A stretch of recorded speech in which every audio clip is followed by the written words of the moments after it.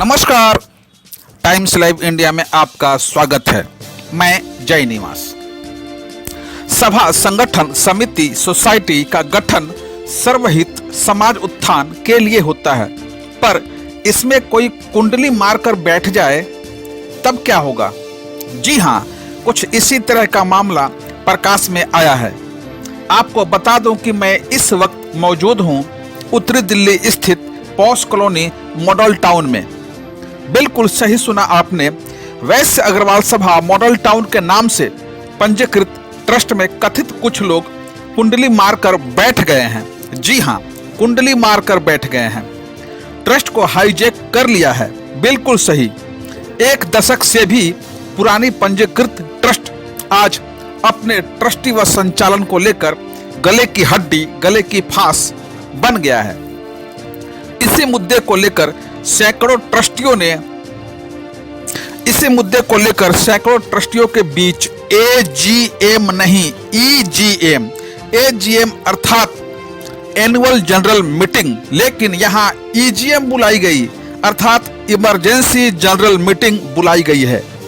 अब आगे क्या क्या होता है आप स्वयं ट्रस्टियों को लाइव देखिए व सुनिए।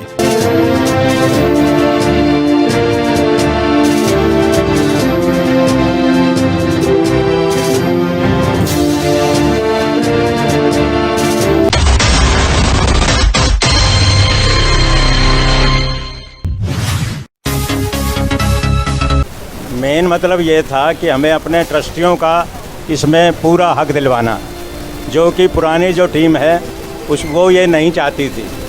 इसीलिए ये हमें ये जनरल हाउस बुलाना पड़ा। विधान है उसको चेंज करेंगे, इसमें जो भी गलतियां हैं उसकी ठीक कराएं। एक उन लोगों ने सप्लीमेंट्री डीड बना ली थी, उसको निरस्त कराएं। यही जो मेन चीज़ें हैं जिसमें हमें दिक्कत आ रही थी। और इसका एक ऐसा जो सभी ट्रस्टी मिलके इसका चुनाव करें, जो प्रधान सेक्रेटरी सारी उम्र के लिए वो उन्होंने फिक्स कर लिया था, उसको चेंज कर दें। जो दूसरे लोग जो थे इसको अपनी निजी संपत्ति मान बैठे थे कि ट्रस्ट हमारा है, हम ही प्रधान और हम ही सेक्रेटरी रहेंगे, तो उसको बदलने के लिए और जो 180 ट्रस्टी बनाए गए हैं उनको सबको बराबर का अधिकार देने के लिए सवाल रखी गई है। दूसरा, उन्होंने एक ना सप्लीमेंट्री डीड बनाई है जिसको निरस्त करने के लिए ये प्रस्ताव पास किए गए हैं। समाज के अंदर एक गलत प्रथा स्थापित हो गई थी कि हम 2 लोग ही जो मालिक हैं ट्रस्ट के, वही मालिक रहेंगे। तो एक पब्लिक ट्रस्ट को किस तरीके से चलाया जाता है, सभा ने आज उसका अनुमोदन किया है। और इसके अंदर हमने एक कार्य और भी किया है। हमारे अशोक खेतान जी के अनुरोध पर एक बार हम फिर प्रयास करेंगे कि अगर उन लोगों के अंदर भगवान ईश्वर उनको बुद्धि दे, और अगर वो बुद्धि देता है और वो सब रिकन्सिलिएशन होता है तो हम उसके लिए भी तैयार हैं। आज की ईजीएम यानी कि स्पेशल आम सभा के अंदर हमारे 180 ट्रस्टी इस सभा में हैं, जिसमें से करीब 100 ट्रस्टियों की आज उपस्थिति यहाँ पर रही। और वो ये जो स्पेशल जिसे कहते हैं ईजीएम, आम सभा होती है वैसे तो, लेकिन ईजीएम बुलाने का जो एक प्रमुख कारण रहा और जिसकी वजह से हमें बुलानी पड़ी, उसमें हमारे कुछ पदाधिकारी और उसमें 2 फाउंडर ट्रस्टी भी हैं, माननीय सुभाष जिंदल जी और लखपत राय जी। उन्होंने कुछ सभा के अंदर कुछ गड़बड़ करने का प्रयास किया। यानी कि 2012 में ये सभा रजिस्टर्ड हुई थी, आज 2022 है। 10 साल के अंदर ना तो उन्होंने कोई चुनाव कराने का प्रयास किया, और आज उनके हस्ताक्षर से हमने 100 ट्रस्टी बनाए थे, जिसमें 2018 के 2018 में हमने करीब 130 से 35 लोगों को ट्रस्टी सर्टिफिकेट अग्रवाल धर्मशाला के अंदर कार्यक्रम में हमने बांटे थे। लेकिन आज 4 साल के पश्चात अगर वो लोग ये कह रहे हैं कि हमारे वो ट्रस्टी नहीं हैं, बंधुओं, जब उस समय जब हमने 11,000 रुपये की स्लिप उनको दी, रसीद उनको दी, और उसमें ट्रस्टी लिखा हुआ है, उसके बाद हमने उनको सदस्यता प्रमाण पत्र दिया कि उसमें लिखा हुआ है ट्रस्टी, और उसमें उस समय के प्रधान श्री सुभाष जी और महामंत्री लखपत राय जी और अशोक गोयल जी के साक्षर है उसमें, तो आज वो किस प्रकार से उन ट्रस्टियों को अनवैलिड या उनको अनैतिक या इस प्रकार की भाषा से वो कलंकित कर रहे हैं कि भाई अपने पैसे वापस ले लो, हमें तुम्हारी ज़रूरत नहीं है, इस तरीके से अपमान एक ट्रस्टी का करना वो ठीक नहीं है। हमने इसीलिए ये मीटिंग बुलाई और मीटिंग भी बहुत सफल रही और अमेंडमेंट कराने के लिए हमारे जो मंच संचालक थे आदरणीय प्रमोद गुप्ता जी, उन्होंने पूरा प्रयास करके आज ये उनके खिलाफ उनके मतलब ये इसको अमेंडमेंट कराने के लिए सभी हमारे फाउंडर ट्रस्टी बता चुके हैं और बाकी मेरे पास बताने के लिए ज़्यादा कुछ नहीं है। भगवान इनको सद्बुद्धि दे जिससे सभा अच्छी तरह से चल सके। एक पब्लिक ट्रस्ट को प्राइवेट लिमिटेड कंपनी में कन्वर्ट करने का एक सप्लीमेंट्री डीड के माध्यम से प्रयास किया।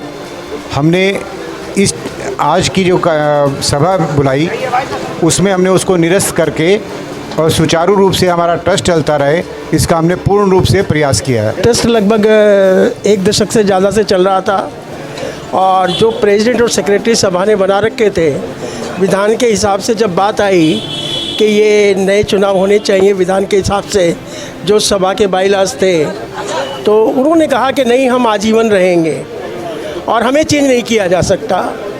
ये एक विरोध था क्योंकि सबने ट्रस्टीगण के ये और ट्रस्ट की जो भी भावना थी, क्योंकि ये पब्लिक चैरिटेबल ट्रस्ट है और पब्लिक चैरिटेबल ट्रस्ट किसी की व्यक्ति के अपने उससे नहीं होता, ये सभा की बाईलाज के हिसाब से चलेगा और जो पब्लिक चैरिटेबल ट्रस्ट है। और उन्होंने इस बात पर विरोध करके कि हम तो यहाँ ही रहेंगे और एक सप्लीमेंट्री डीड बनवाई है आपके सामने है, जिसके अंदर लिखा हुआ है कि जो प्रेसिडेंट सुभाष जिंदल हैं और लखपत राय हैं, ये हमेशा आजीवन ये ही प्रेसिडेंट और सेक्रेटरी रहेंगे। इन्हीं में से या तो कोई सेक्रेटरी रहेगा या प्रेसिडेंट रहेगा, बाकी अगर कोई बनेगा तो इनके मरने के बाद बनेगा। ये उन्होंने एक डिक्लेरेशन अमेंडेड डीड बनाकर पिछली डीड को निरस्त करने की कोशिश करी और सब रजिस्ट्रार के यहाँ मुझे नहीं पता किस माध्यम से रजिस्टर करा दी, क्योंकि ये इट इज़ अगेंस्ट लीगलिटी। एक पब्लिक चैरिटेबल ट्रस्ट में अगर कोई व्यक्ति ये डिक्लेयर करे और उसको रजिस्टर करने की कोशिश करे कि आजीवन हम दोनों ही रहेंगे, तो मैं समझता हूँ कोई भी इसको उचित नहीं ठहरा सकता। उनके कुकृत्य इस हिसाब से थे, बैंक से उन्होंने जब वो प्रेसिडेंट और सेक्रेटरी नहीं थे 42,500 रुपया कि हम प्रेसिडेंट और सेक्रेटरी हैं, ट्रेजरर को बिना बताए कोई भी खर्चा अपनी एग्जीक्यूटिव कमेटी में पास हुए बिना उन्होंने बैंक से निकाल लिया। और ये कितना बड़ा फ्रॉड था। जब बैंक मैनेजर को इसके बारे में बताया गया कि they are not the president secretary, तो बैंक मैनेजर की हालत ख़राब हो गई। उसने कहा सर मुझे इन्फॉर्म नहीं किया गया। मैंने कहा आपको कर दिया, इस बैंक अकाउंट को सीज करिए। हमारा जो समाज है वो हमारा समाज एक व्यक्ति से नहीं बना है, कई व्यक्तियों से बना है और हमने अग्रवाल समाज ने यही बनाया है कि हम अपने समाज को जोड़ें और समाज के साथ साथ हम अपनी चैरिटेबल एक्टिविटीज़ करें और इसी के लिए ये ट्रस्ट बनाया गया। और ट्रस्ट का पर्पस यही है कि हम चैरिटी करें एट द लार्ज। मेरा नाम हरिओम गर्ग है। मैं इस सभा के अंदर एक लीगल एडवाइजर के रूप में हूँ और इस सभा का ट्रस्टी भी हूँ। आज ये ट्रस्ट जो है 2012 से लेकर 2022 तक 10 वर्ष पूरे कर चुका है और इस दौरान जो मतलब 10 वर्षों के अंदर जितनी एक्टिविटी हमारी 180 ट्रस्टी के माध्यम से जो हुई है, 180 ट्रस्टी हमारे मतलब समय समय के हिसाब से इसके अंदर बने हैं। और ये मुख्य जो हमारे मतलब परामर्शदाता हैं श्री प्रवीण कांत जी हैं, मुख्य संरक्षक श्री ब्रिजमोहन गोटेवाला जी हैं और जितने भी हमारे फाउंडर्स मेंबर हैं, 15 फाउंडर मेंबर हैं, इनके माध्यम से ये एक ट्रस्ट जो है वो बहुत सुंदर ढंग से चल रहा था। लेकिन पता नहीं कब किसकी नज़र लग जाए कि इसमें कुछ न कुछ व्यवधान आना शुरू हो गया। तो आज हमारे ये इस एक एक्स जो हमारी आम सभा है, इसको बुलाने का पर्पज यही था हमारा इस सभा के अंदर कि हमारे ट्रस्टियों के हितों का अनदेखी होती जा रही थी। हमारे ट्रस्टियों के जो हित थे, जो उनके अंदर पावर है वो उसके लिए वो कुछ न कुछ कमी होनी शुरू हो गई थी। जो हमारे कुछ उच्च अधिकारी हैं, उच्च पदों पर बैठे कुछ व्यक्ति हैं, जैसे प्रधान जी हैं, महामंत्री साहब हैं, उन्होंने क्या किया कि इसको अपना आप को समझ लिया कि ये एक प्राइवेट लिमिटेड कंपनी है। उन्होंने, जब मैंने उनसे संपर्क किया, बोले कि हम ही मालिक हैं इसके, जबकि किसी भी पब्लिक चैरिटेबल ट्रस्ट के अंदर कोई भी मालिक नहीं होता, सब ट्रस्टी ही उसके ये समझ लिए पूरा रख रखाव के लिए हर तरह से डिसीजन लेने की पावर रखते हैं। तो ये सबसे बड़ी कमी उन्होंने यहाँ ये करी। ट्रस्ट डीड के हिसाब से हमारे ट्रस्टी जो हैं वो 180 ट्रस्टी जो हमने एक बार बोर्ड रेजोल्यूशन के माध्यम से जो हमने 100 ट्रस्टी बनाए, उसको उन्होंने संविधान में चेंज करना चाहिए था। और उन्होंने ट्रस्ट जहाँ भी रजिस्ट्रार ऑफिस बैठता है, रजिस्ट्रार ऑफिस में जाकर अमेंडमेंट कराना चाहिए था, जो कि उन्होंने नहीं किया। और इसके लिए वो हमेशा धोखे में हमारे को रखा सभी ट्रस्टियों का, और सभी ट्रस्टियों को यहाँ तक कि उन्होंने मानने के लिए मना कर दिया कि आप एक सदस्य हैं, आप ट्रस्टी नहीं है। जबकि उनके हाथों से पूरी सभा बुलाकर पूरा फंक्शन करने के बाद सभी ट्रस्टियों को 180 ट्रस्टियों को सर्टिफिकेट दिए गए हैं, और सभी सर्टिफिकेटों की रसीदें काटी गई हैं, और सभी से 11-11 हज़ार रुपये उन्होंने लिया है। अभी मेरे कुछ भाई ट्रस्टी ये भी कह रहे थे कि जब उनसे संपर्क किया गया तो उन्होंने कह दिया कि भाई आपने 11,000 रुपये दिए हैं तो आप हमें 11,000 रुपये वापस दे लो। जबकि किसी भी पब्लिक चैरिटेबल ट्रस्ट में किसी ने सहयोग किया, किसी ने दान दिया है, तो वो कभी वापस नहीं होता, वो ट्रस्ट की संपत्ति बन जाता है। ये हमेशा एक संविधान के अंदर लिखा होता है। लेकिन इन्होंने क्या किया कि हमारे ट्रस्टनामा में एक बात थी कि कोई भी फैसले बोर्ड ऑफ ट्रस्टी के माध्यम से लिए जाएंगे। बोर्ड ऑफ ट्रस्टीज के अंदर कुछ व्यक्ति चुने हुए व्यक्ति होते हैं, जैसे 15 फाउंडर्स थे और कुछ 4-5 व्यक्ति और थे, जिसके अंदर मैं भी एक शामिल था।